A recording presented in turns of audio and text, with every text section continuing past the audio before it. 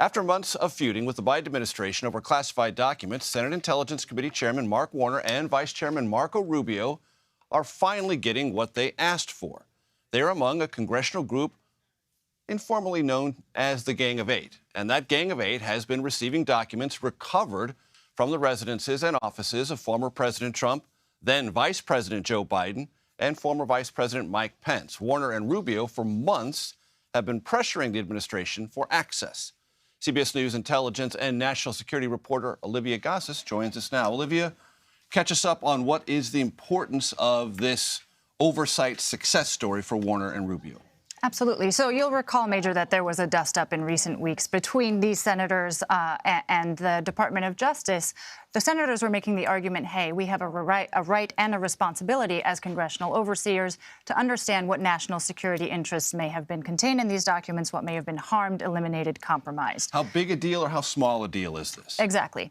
The Department of Justice said, of course, we understand. We want to work with you. Unfortunately, we have not one but two special counsel investigations underway, and therefore we can't facilitate access to these documents just yet. As one official told me at the time, a lot of lawyers got involved. Those lawyers apparently have gotten past this impasse. And, of course, thanks to the insistence of Senators Warner and Rubio, it now appears that these lawmakers have been getting access to the documents as of last week. Will the public learn very much about what they're going to learn? Probably not. I mean, intelligence has a shelf life. It's perishable.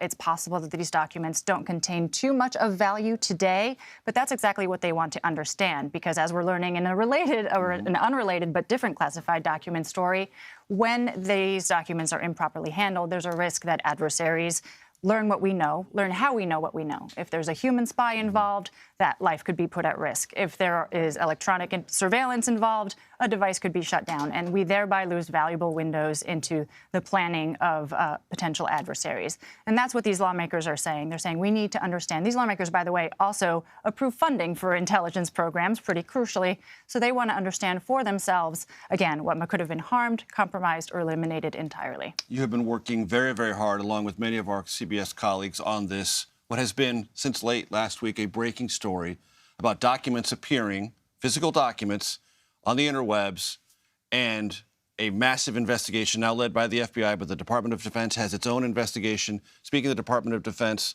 Defense Secretary Lloyd Austin talked about this just a moment ago. Let's roll some of that sound. But the documents that we are focused on thus far, 28th of February and the 1st of March. Well, they were somewhere in the web, and where exactly and who had access at that point, we don't know. We simply don't know at this point. I will tell you that we take this very seriously, and we will continue to investigate and turn over every rock until we find the source of this and the extent of it. Olivia, as best you can, tell us what we know and what we're still trying to find out. Absolutely. So the officials that I've been speaking to seem to think that this investigation could go pretty quickly, because the universe of people with access to these documents is not minuscule, but it's pretty manageable. It's finite, right? And so, as you mentioned, a reporting team here at CBS News did confirm that the FBI is leading the investigation into the source's identity. They are working on the assumption that these documents were taken, not hacked, which is an important clue in and of itself, because the printers that print top secret documents register when those documents are printed. There's literally a list of people who have access to them. Even if that list is 1,000 people long, it's still a finite list, which can be, by the way, cross-checked with who happened to access a Discord server in February or March. I think one of the most important and lingering questions out there is what motivated this person, right? Was this person, did he or she have a grudge against his or her employer? Was this person against the war in Ukraine? Was this person involved in a simple internet spat and wanted to resolve it by bragging about his or her access to classified information? We don't know the answer to those questions, but as we were reminded by officials today, it's early days. And regardless of the motive, it's a crime. It sure is. A serious crime. Which is not clear the person took into consideration when pretty flippantly leaking some of these documents on a dark corner of the web. I know you know the answer to this, but I want our audience to get your expertise on this. We surveil our enemies and we surveil our friends. True? It is true. It's uncomfortable and it goes unacknowledged oftentimes, but Publicly, it is true. but everyone sort of knows it, right? That's right. There are more norms and guardrails in place in the case of allies, right? There's things that are not done, or at least not widely disseminated if they are done. So some of these documents do suggest that we are surveilling people like the South Korean government, elements of the Israeli government. Those intercepts tell part of the picture, right? It's also important to understand that intelligence pictures are a mosaic, right? And signals intelligence is just part of them.